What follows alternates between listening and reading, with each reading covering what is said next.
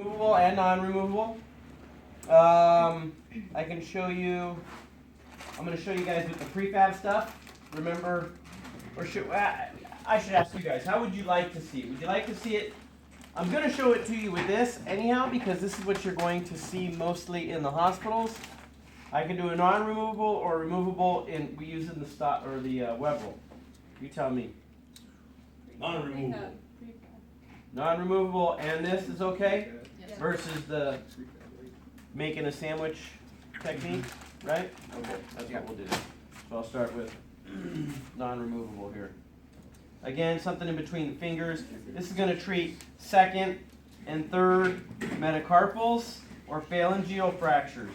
That's these two bones or anywhere along these three joints.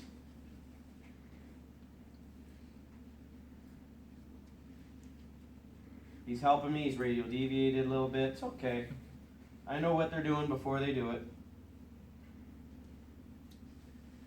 Now this is where I start to make the corrections right away. As soon as I get that wrist involved. And he'll slowly migrate back to where he was.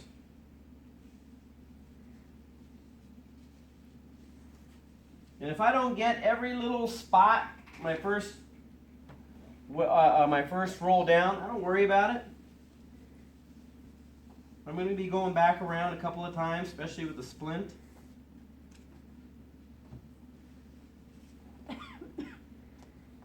Remember, try to keep their elbow down.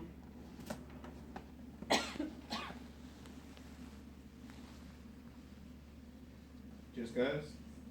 Well, you just roll as far as down as you can with the elbow down. Okay. And it just happens to be the perfect length for your padding. But then just remember that your splint needs to be up a little higher or cast, whichever one.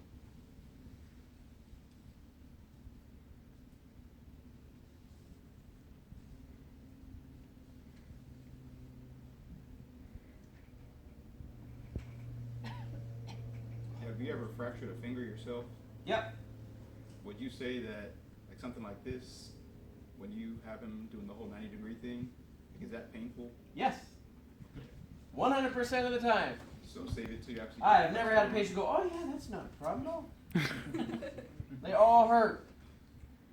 So is it best to wait till the actual plaster's on then to sort of position it like that? I would let them be comfortable. Just make your corrections to the wrist and the pronation. Those are pretty vital because it'll twist around if you're not, if you put it on with them in supination. I see a lot of technicians do this where I work. They put it on in supination and then they try to flip it over. Problem is when you put the padding on in supination and you go to flip it over, it twists it all. So, I mean, can you do that? It works for a lot of people. I would just prefer to do it to where it's not twisted. The dorsiflexion of the wrist is pretty critical because the more they dorsiflex the wrist, the more you're going to get kinks back here. Or flex, then you get kinks in the front. So, take some gloves. Yep. Where do I make my hole? Now, when I measure with plaster, I'll measure all the way down to the end of the padding. Right here? I was going to ask, yeah, was that with the wrist or more the last? It was right here. Right there. Yeah. What joint is that? That's a metacarpal phalangeal joint of the first metacarpal. Okay. Couple phalangeal joint. That's pretty cool. Again, I'll just real briefly.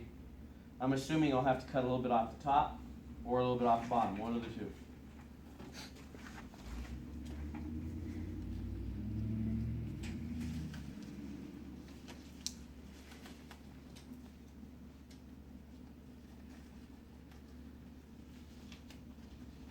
What's the set time on this? 4 minutes. What's the cure time? 24 Very good. I'm going to start asking you guys what you're treating. What do you think is wrong with your splints and casts? Especially when I critique them. Chris, can you take a look at this? I want to know what you think. Because in reality, that's what we're here for. We need you to learn how to do this.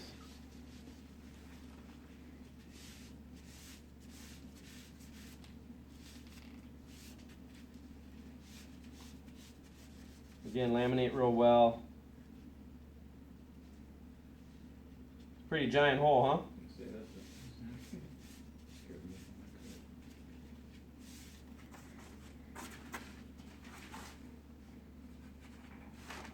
Just happens to fit perfect down below.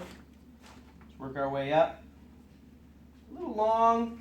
I'm going to fold it this way here too because I can. Make it a little bit shorter.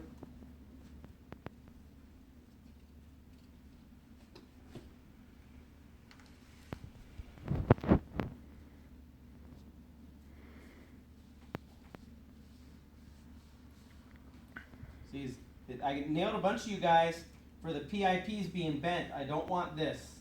I want this. Got it?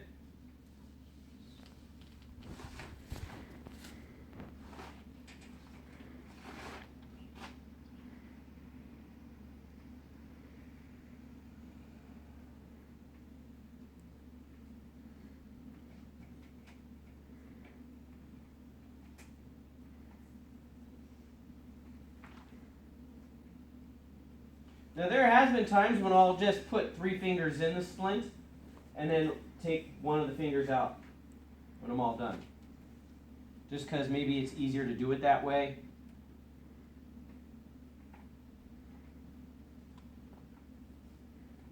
How do you just take it out? Like, cut out each space for it? Well, right now, when I undo the ace wrap, Oh, I'll take it out. Okay. Alright, so I like his pronation right here. I'm going to bring his fingers down. His wrist looks good. That's a 45 45. angle. What is an intrinsic plus? 90 degrees. Now remember, the metacarpal phalangeal joint, the metacarpal comes up at an angle. So it appears like it's 45, but with this dorsiflexion, it should be real close to 90. This is intrinsic plus. 15, 20 degrees of dorsiflexion, slight pronation, MCPs at 90, DIPs, PIPs, 0. Got it? You try to lay that more on the boulder side as well? No, this is totally down the radial side. Radial gutter. Pretty easy, right?